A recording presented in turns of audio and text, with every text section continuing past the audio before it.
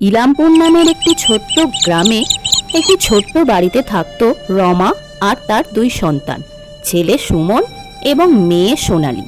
তাদের ছোট্ট বাড়িটি ছিল বেশ সাদামাটা, তবে সেখানে মায়ের আদর আর সন্তানের হাসি শব্দে ভরপুর ছিল।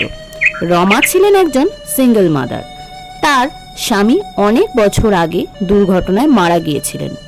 সেই থেকেই তিনি একাই দুই সন্তানকে মানুষ করে তুলেছেন। প্রতিদিন ভোরবেলা উঠে রমা গ্রামের বাজারে যেতেন, মাছ, শাকসবজি আর কিছু ফলমূল কিনে আনতেন।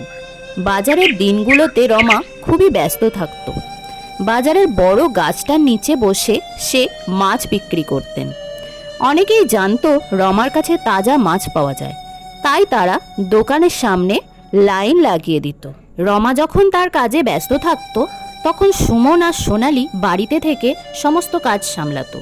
সুমন স্কুলে যাওয়ার আগে গরুগুলোকে মাঠে নিয়ে যেত ঘাস খাওয়ানোর জন্য, আর সোনালী বাড়িতে বসে মায়ের কিছু রান্না করে দিয়ে কাজ এগিয়ে রাখত। একদিন দুপুরবেলা রমা মাছ বিক্রি করে বাড়ি ফিরে দেখল সোনালী বাড়ির উঠোনে বসে খুব কাঁদছে। সুমন তাকে সান্ত্বনা দিচ্ছে, কিন্তু সোনালী কোনোভাবেই শান্ত হচ্ছে না। রমা তখন উদ্বিগ্ন হয়ে জিজ্ঞাসা করল, কি হয়েছে মা, কেন কাঁদছিস? মা, স্কুলের সবাই আমাকে মজা করে বলছে আমাদের তো বাবা নেই, তাই আমাদের জন্য কেউ কখনো কিচ্ছু আনতে আসবে না। না মা, মন খারাপ করতে নেই। আচ্ছা তুমি বলো, আমরা কি সুখী নই? আমরা কি একসাথে হাসতে পারি না? এই তো আমাদের সম্পদ। কারো কোনো কথায় কখনো মন খারাপ করবে না। আর মনে রাখবে, তোমার মা, তোমার ভাই সব সময় তোমার পাশে আছে। সোনালী মায়ের কথা একটু শান্ত হলো, কিন্তু তখনও তার চোখে জল। রমা বুঝতে পারলেন সোনালীকে আরও কিছুদিন সময় দিতে হবে।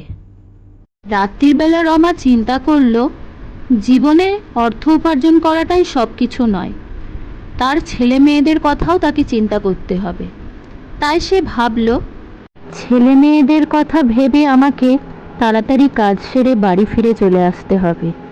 ওদের সাথে আরও বেশি সময় কাটাতে হবে আমাকে, তাহলেই ওরা আর ওর বাবার অভাব বোধ করবে না।